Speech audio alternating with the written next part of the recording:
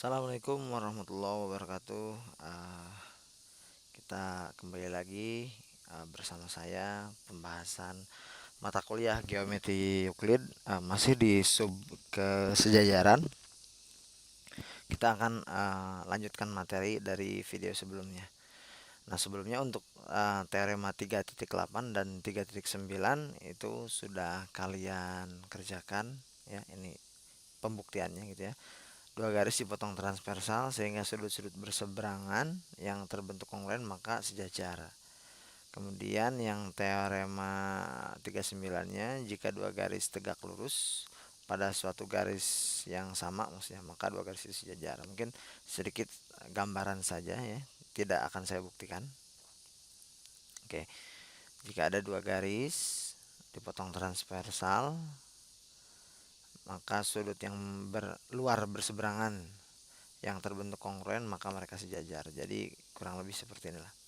Ini transversal, kemudian ada sudut luar berseberangan ya, ini segini umpamanya, ini juga segini, ini di luar ya.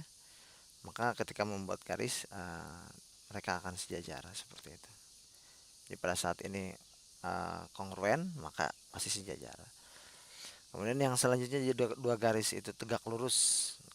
Katanya ada sebuah garis tegak lurus dengan, ini kan tegak lurus ya, dengan garis yang sama. Oh, berarti saya bikin lagi garis yang tegak lurus. Oh, ini kan tegak lurus dengan garis ini juga tegak lurus dengan garis yang sama. Maka mereka akan sejajar seperti itu.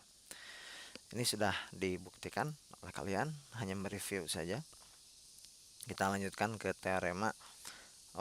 Aksioma 3.3 ya. Melalui suatu titik di luar sebuah garis K. Oh, berarti saya harus buat garis K dulu ya. Di sini saya buat garis K nih, garis K. Ini adalah garis K. Ada sebuah titik di luar garis K ya. Ada sebuah titik di luar garis K. Mulai sebuah titik di luar garis K, ini saya ini namanya garis K. Ada satu, awas gitu. Ada satu dan hanya satu. Ada satu dan hanya satu ya. Di sini jelas sekali ya. Ada satu dan hanya satu garis yang sejajar. Artinya ketika saya membuat garis yang sejajar dengan K yang melalui titik yang tadi itu hanya ada satu garis yang sejajar itu, dan nggak akan mungkin ada lagi garis yang sejajar dengan K seperti itu. Nah, ini kan nggak sejajar ya, ini nggak sejajar. Jadi kalau ada sebuah garis dan ada titik di luar garis berarti hanya ada satu garis yang sejajar dengan K. Nah, itu aksioma 3.3. Ingat bahwa aksioma tidak harus kita buktikan, dan kita harus jadikan ini sebuah landasan untuk pembuktian ke teorema-teorema sebelumnya seperti itu. Karena aksioma pendapat yang sudah tidak harus dibuktikan lagi kebenarannya. Oke, seterusnya. Nah, masuk ke teorema 3.10. Ini teorema 3.10 itu adalah sebenarnya converse. Nah, ini converse. Ini tuh adalah converse, yaitu sudut dalam berseberangan. Sudut dalam berseberangan. Nah, sekarang saya jelaskan dulu ya. Converse itu apa sih? Dalam logika matematika, converse itu misalkan ada pernyataan jika P maka Q, maka converse-nya itu adalah Q maka P. Nah, seperti itu. Converse. Jadi ini converse itu terbalik ya, implikasinya dibalik. Dan ini kalau digabung ya itu akan menjadi jika dan hanya jika seperti itu.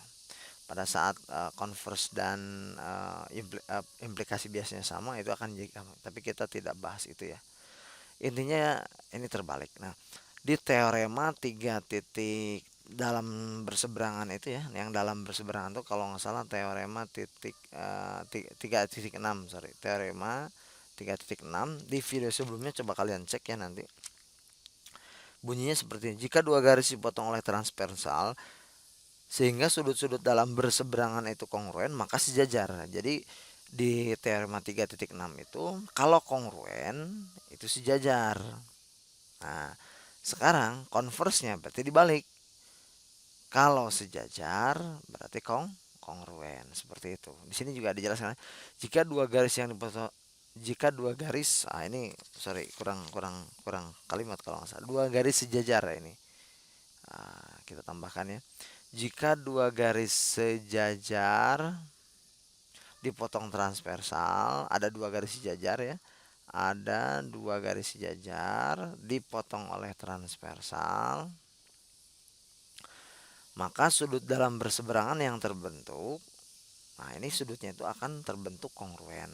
Kalau di teorema 3.6 itu yang diasumsikannya itu adalah sudutnya dulu. Kalau sudutnya kongruen maka sejajar. Kalau di konversnya berarti dibalik ya.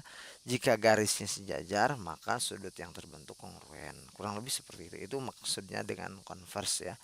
Baik, berarti intinya adalah apa? Yang diketahui di sini, diketahui kita namanya aja ya, ini garis K, ini garis L ya. Berarti yang diketahuinya itu adalah garis K itu sejajar dengan garis L.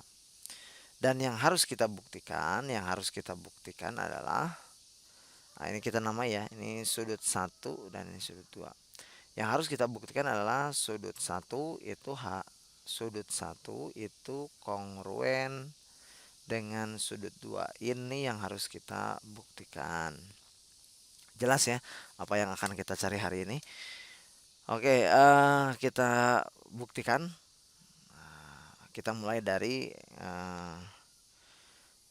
garis yang sejajar. Nah, namun sebelum itu, pembuktian kali ini saya akan menggunakan metode kontradiksi, kontradiksi. Jadi diksinya yang berbeda. Baik, kan ceritanya gini ya. K sejajar dengan L, maka sudut 1 kongruen dengan sudut 2. Nah, sekarang kita anggap atau andaikan ya, sama aja ya. Andaikan sudut 1 itu enggak kongruen dengan sudut 2. Nah, ini diandaikan saja ya. Andaikan sudut 1 enggak kongruen dengan sudut 2, maka nah ini kan 1 dan 2 ceritanya enggak kongruen. Maka kita bisa maka kita konstruksi, ataupun langsung saja saya to the point ya. Menurut aksioma menurut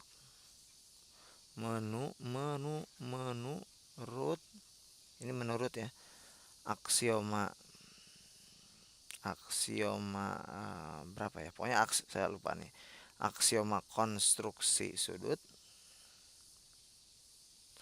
Jadi aksioma konstruksi sudut itu kita bisa membuat konstruk itu membangun ya, jadi membuat sudut ya, sudut yang kongruen ya. Menurut aksioma konstruksi sudut, bahwa ada sudut ketiga yang kongruen dengan sudut 2, seperti itu. Jadi gini ceritanya. Kan kita nganggap nih bahwa si 1 dan 2 tuh enggak kongruen. Nah, kita ya udahlah, kita buat aja sudut yang kongruen dengan sudut 2, sudut yang kongruen dengan sudut 2. Ya, kita anggaplah sudut ketiga seperti itu. Nah, ini sebesar gini lah ya. Sudut ketiga. Kan 1 dan 2 nggak kongruen, berarti pasti ada kan sudut yang kongruen dengan sudut 2, ya kita namai sudut 3 gitu. Menurut aksioma konstruksi sudut, ya kita bisa membuat sudut yang seukuran dengan sudut 2. Seperti itulah kurang lebih intinya. Kita buatlah sudut ketiga yang sama dengan sudut 2. Wah, ini kan Pak beda. Anggap saja sama, kan di sini juga diandaikan. Kan ceritanya awalnya kan harusnya 1 dan 2 tuh kan dibuktikan kongruen. Ya udah, kita anggap ini enggak kongruen. Karena ini enggak kongruen, berarti ada sudut yang kongruen dengan sudut 2, yaitu kita buat sudut 3 seperti itu ya. Ini landasannya aksioma konstruksi sudut seperti itu. Oke, kita gambar ceritanya. Sudut 3 kongruen dengan sudut 2. Nah, karena sudut berseberangannya kongruen, menurut teorema 3.6, jika ada, ini kan yang 3.6 itu kebalikannya. Kalau ada sudut kongruen berarti garisnya sejajar. Ya. Karena ini diketahui kongruen, nah, kemudian menurut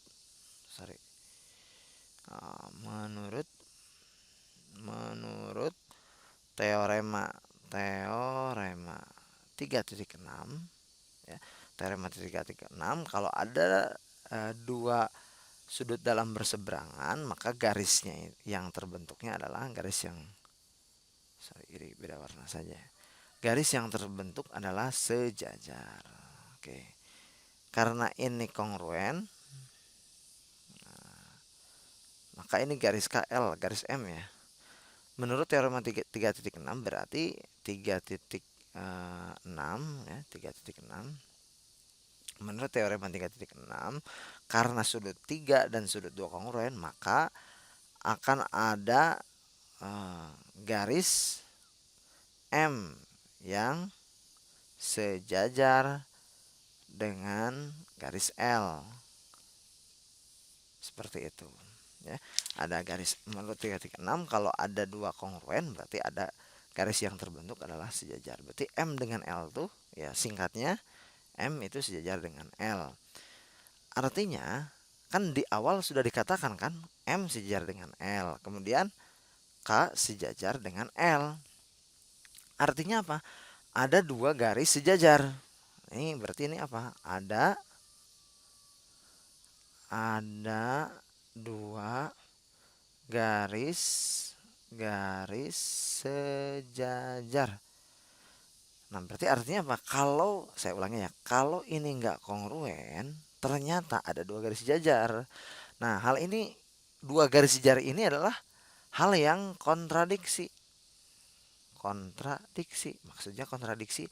Ini kontradiksi dengan aksioma 3.3. Coba kita lihat aksioma 3.3 apa.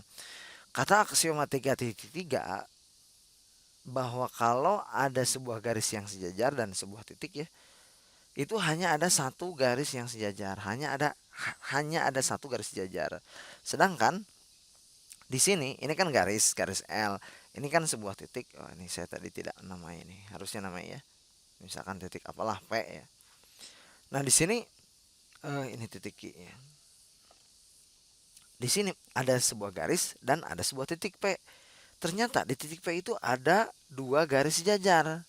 Nah, ini kontra gitu dengan pernyataan bahwa hanya ada satu garis yang sejajar dengan K. Melalui sebuah titik hanya ada sebuah garis yang sejajar dengan K.